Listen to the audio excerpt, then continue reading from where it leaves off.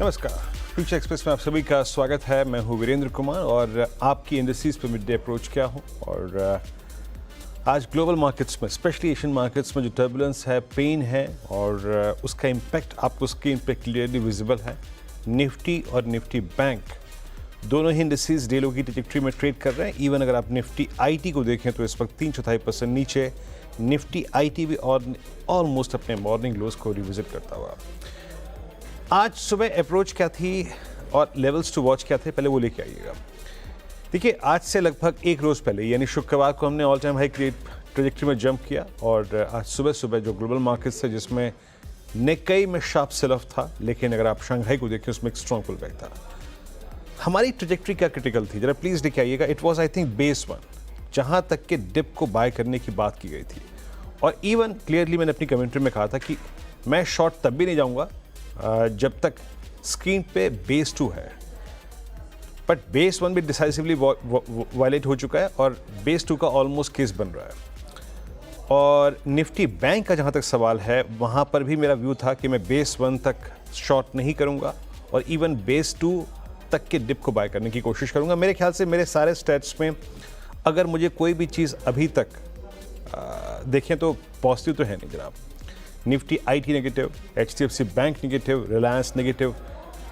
But एक इन सभी stats में से, चाहे वो निफ्टी का बेस 1 हो, बेस 2, या फिर निफ्टी बैंक का बेस 1, बेस 2, जिस आंकड़े पे मेरे को थोड़ा सा कन्विक्शन है वो है 53081। माइट भी एक सीरियस पुल बैक जनरेट कर सकता है, कुछ ऐसा इंट्यूशन है। लेके आइए लेवल्स पे। पहली बात हो गई लेवल्स की, ये थे as per Fridays close. But अगर मैं स्टैट्स देखूं, इंट्राडे डेवलपमेंट क्या है आज का ग्लोबल सेटअप को देखते हुए, आइए देखते हैं जरा।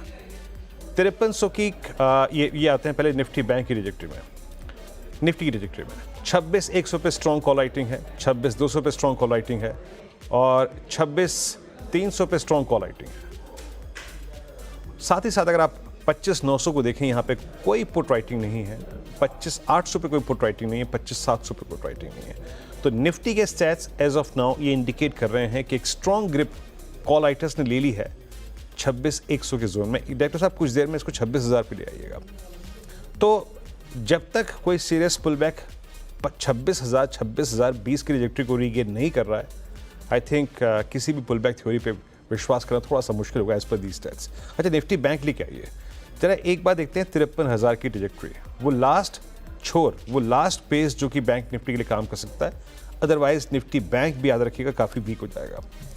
हम ऑलरेडी 10 डे के नीचे ट्रेड कर रहे हैं और वो जोन क्या है लेके आइए जरा प्लीज़। पुट ऑप्शंस लेके आइएगा, कॉल ऑप्शंस लेके आइएगा निफ्टी बैंक के।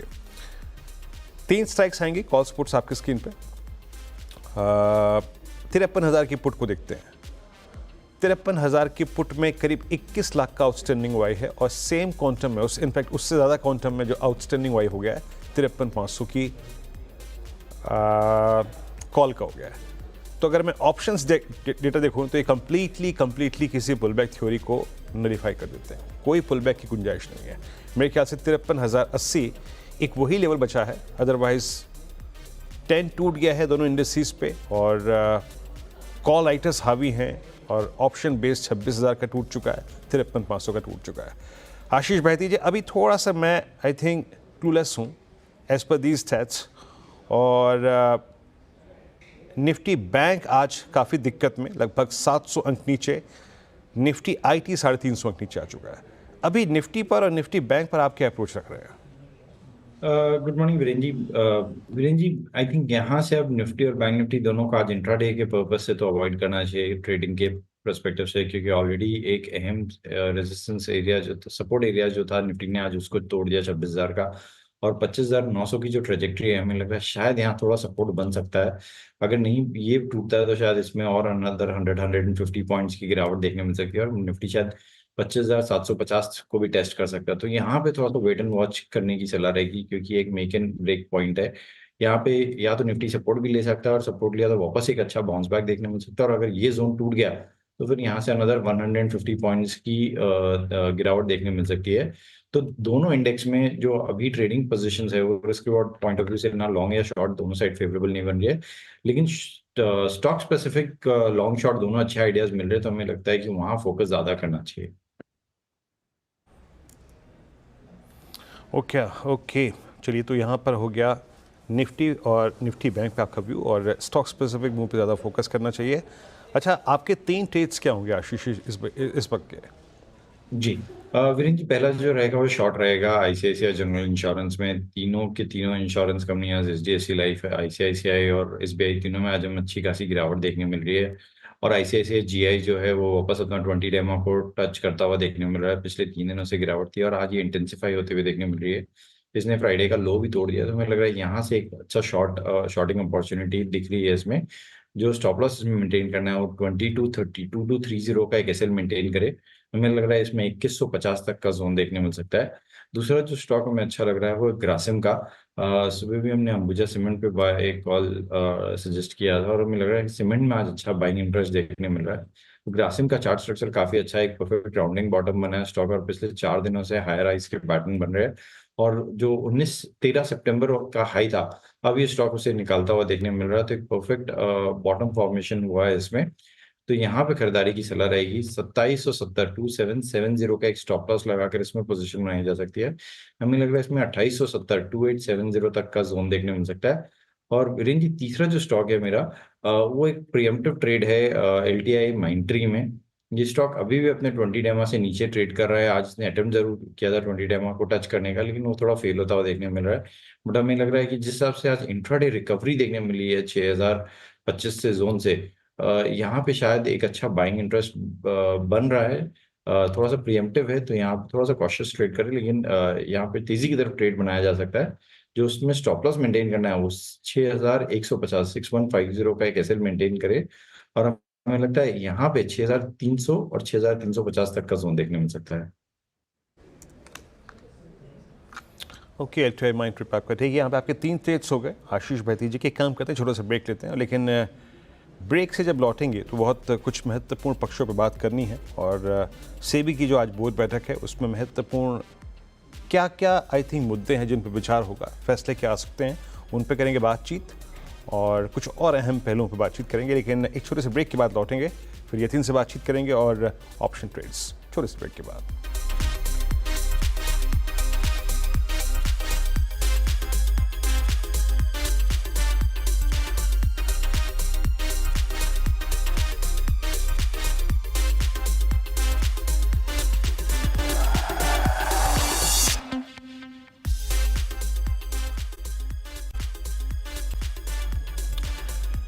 ब्रेक के बाद कार्यक्रम में आप सभी का फिर से स्वागत है। और मार्केट सभी भी डेलो की ट्रैजेक्टरी में, निफ्टी बैंक। और देखिए, आज सुबह से एक मुद्दा और जो महत्वपूर्ण है, जो कि शायद बाजार पे सेंटिमेंट्स पे अपना प्रभाव डाल रहा है, वो है सेबी की बोर्ड बैठक। मार्केट रेगुलेटर सेबी की जो बोर्ड बैठक है उसमें बहुत सारे अहम पहलुओं पर विचार हो रहा है। और वायदा कारोबार से जुड़ी जो है वो कुछ स्पेशल, अगर आप देखें, जो आई थिंक चर्चा के विषय थे, स्पेशली लॉट साइजेस को लेकर, वीकली कॉन्ट्रैक्ट एक्सपायरीज को लेकर की काफ़ी बड़े बड़े मुद्दे थे। यतीन मेरे साथ मौजूद हैं इस वक्त। यतीन, पॉसिबली इस बोर्ड बैठक का आउटकम क्या हो सकता है? कौन कौन से अहम बिंदु है जिस पर सेबी बोर्ड जो है वो बातचीत कर रहा है आज? सबसे अहम जो इस टाइम का फैसला रहेगा वो फ्यूचर एंड ऑप्शन सेगमेंट पे रहेगा। आपको पता है कि कुछ दिन पहले ही सेबी की रिपोर्ट आई थी, जहां 2 से 3 वित्त वर्षों में लगभग 2.25 लाख करोड़ का नुकसान छोटे ट्रेडर्स को उठाना पड़ा है, रिटेल को उठाना पड़ा है फ्यूचर एंड ऑप्शन सेगमेंट में। और कहीं ना कहीं सेबी की एज अ मार्केट रेगुलेटर एक रिस्पॉन्सिबिलिटी रहेगी कि ये स्पेकुलेशन जो है फ्यूचर एंड ऑप्शन सेगमेंट में इसको कम किया जाए। 3-4 चीज़ें जो आज सेबी के बोर्ड बैठक में डिस्कस हो सकती हैं। सबसे पहले वन एक्सचेंज वन एक्सपायरी, इसके बारे में कंसल्टेशन पेपर भी सेबी ने बाहर निकाला था, जहां एक एक्सचेंज को केवल एक ही एक्सपायरी की कॉन्ट्रैक्ट्स रन करने की अनुमति दी जाएगी, जिसके कारण आपको बैंक निफ्टी में शायद एक स्पेकुलेशन कम होता हुआ दिखाई पड़ेगा, जहां तक कि एनएसई का सवाल है। और शायद इसीलिए बीएसई के शेयरों में भी आप एक बड़ा अप्रिसिएशन देख रहे हैं।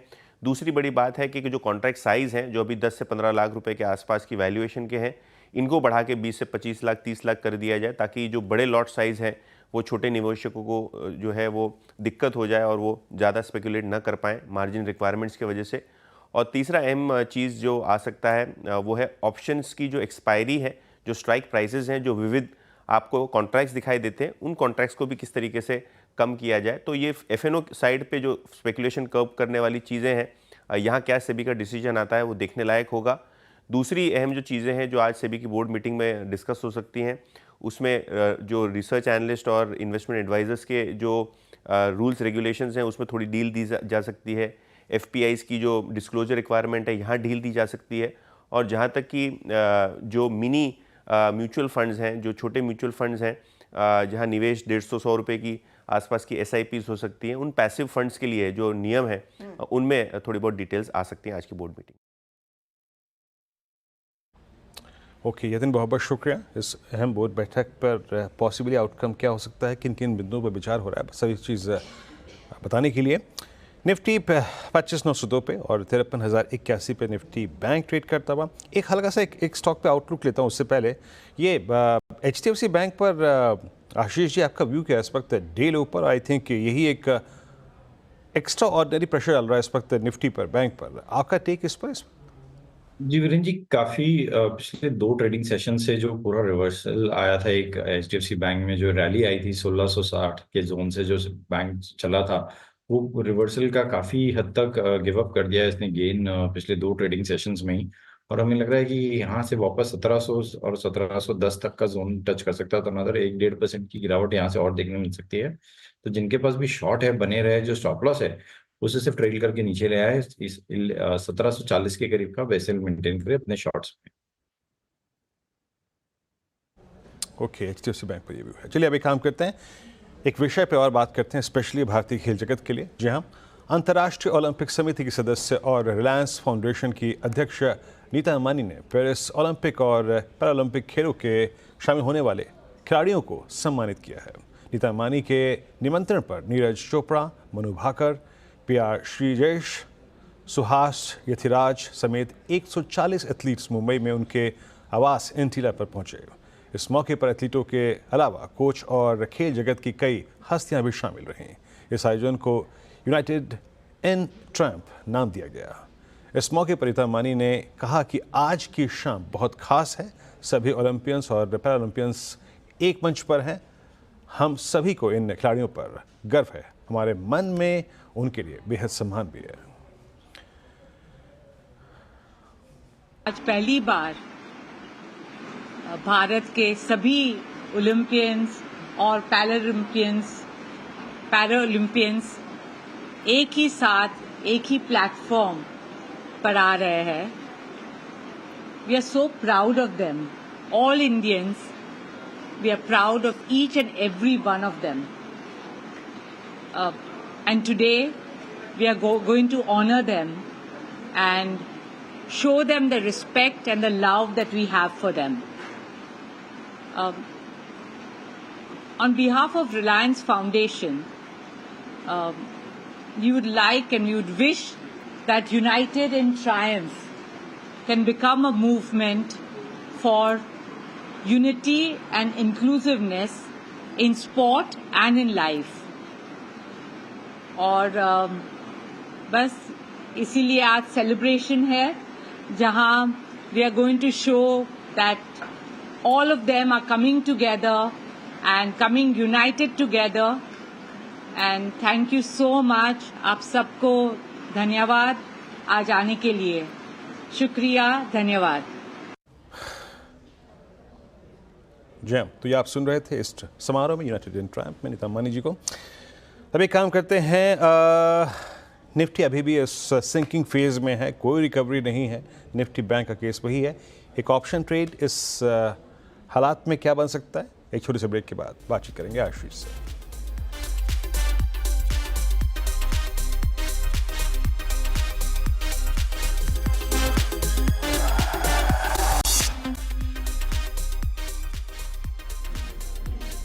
ब्रेक के बाद कार्यक्रम में आप सभी का फिर से स्वागत है। और अब चलिए थोड़ा सा ऑप्शन ट्रेड से फोकस करते हैं। आशीष, हमने इंडेक्स से बात करी, निफ्टी बैंक पे फ्यूचर ट्रेड्स भी हो गए, बट ऑप्शंस वाइज आपको चेस करने लायक क्या लग रहा है इस वक्त? ऑप्शन ट्रेड क्या होगा आपका?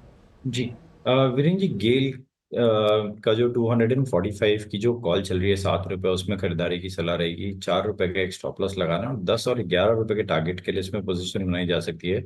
गेल का अगर मैं चार्ट स्ट्रक्चर की बात करूं तो बहुत अच्छा बना हुआ, और जिस हिसाब से 240 पे कॉल राइटर्स अब ट्रैप होते हुए देखने मिल रहे हैं। हमें लग रहा है कि इनकी पोजीशन क्लोज करने से ही इसमें एक और थ्रस्ट देखने मिल सकता है। तो 245 की कॉल में खरीदारी की सलाह है। ओके, गेल की 245 की कॉल 7 रुपये 5 पैसे पर ट्रेड कर रही है। एक बार जरा गेल का जो चार्ट है वो स्क्रीन पे लिख आइएगा, gas authority of India limited का। प्लीज़ रखिएगा स्क्रीन पे। अच्छा, ये मैं शायद स्किप कर गया आशीष जी, आपका टारगेट क्या है इस ऑप्शन का जो कि 7 पे ट्रेड कर रहा है? 241.82 पे अंडरलाइन है। अच्छा हाँ, ये 30 जुलाई 2024 का जो स्विंग हाई था, जो कि ऑल टाइम इसका हाई है, उसको क्रॉस करता हुआ। इसका टारगेट क्या रखा है आपने आशीष? जी वीरेंद्र जी, पहला जो टारगेट रहेगा 10 रुपए का और दूसरा टारगेट 14 रुपए का। ओके, 10 और 14 का टारगेट यहाँ पे। गेल फ्यूचर्स है डे हाई, ये ऑप्शन स्ट्राइक जो है वो दिन के सर्वोच्च पे ट्रेड कर रही है। आशीष, बहुत बहुत शुक्रिया, आप इस कार्यक्रम में शामिल हुए। सभी स्टॉक्स और इंडस्ट्रीज पर अपनी राय रखी आपने। ये आज का सस्ता ऑप्शन ट्रेड करीब करीब 7 रुपये 55 पैसे पर ट्रेड करता हूँ। अच्छा आशीष, अभी मैं अगर एक आपसे स्टॉक शायद मैं पूछना भूल गया, मैंने मार्क करके रखा हुआ था। स्टैट्स बजाज फाइनेंस के अभी भी बहुत स्ट्रॉन्ग है। इवन आपसे बात करते करते ये अभी भी 7770 की ट्रैजेक्टरी में ट्रेड कर रहा है। ये ऑलमोस्ट 10:30 से शुक्रवार के लेके अब तक, मतलब ऑलमोस्ट 12:20 ये कंसोलिडेशन चल रहा है। आज 7800 का अटेम्प्ट लिया था एक बार मॉर्निंग में। बजाज फाइनेंस पे आपका टेक क्या है इस वक्त? जी वीरेंद्र जी, चार्ट स्ट्रक्चर काफी अच्छा बना हुआ है और जहां हम देख रहे हैं कि बैंकिंग और फाइनेंशियल्स में वीकनेस देखने मिल रही है, इसमें ऐसी कोई सेलिंग नहीं बनी है अभी तक। और इनफैक्ट अच्छा स्ट्रेंथ दिखा रही है स्टॉक। तो हमें लग रहा है इन लेवल्स पे बाय किया जा सकता है, या कोई डिप आती है तो भी एक अच्छी बाइंग अपॉर्चुनिटी बन जाएगी इस गिरावट में। तो यहाँ पे अगर बाय कर रहे हैं तो जो स्टॉप लॉस इसमें मेंटेन करना है वो 7660 7660 का एक एसएल मेंटेन करें। हमें लग रहा है जिस आपका स्ट्रक्चर बना हुआ है ये शायद 8000 तक के जोन दिखा सकता है। ओके, ये है बजाज फाइनेंस पे आपका व्यू। कुछ हैवी वेट्स पे मैं आपका व्यू रहा था। ये वो हैवी वेट्स हैं जो अभी भी कंफर्ट दे रहे हैं, और इंडेक्स का अगर कोई पुल बैक आया तो आई थिंक इन्हीं स्टॉक्स के ऊपर दारोमदार होगा वो पुल बैक जनरेट करने का। बहुत बहुत शुक्रिया आशीष। फिलहाल इस कार्यक्रम में इतना ही, एक ब्रेक और आपसे अगली मुलाकात होगी आज कमाई का अड्डा में 2 बजे अनुज और हर्षता के साथ। तब तक के लिए नमस्कार।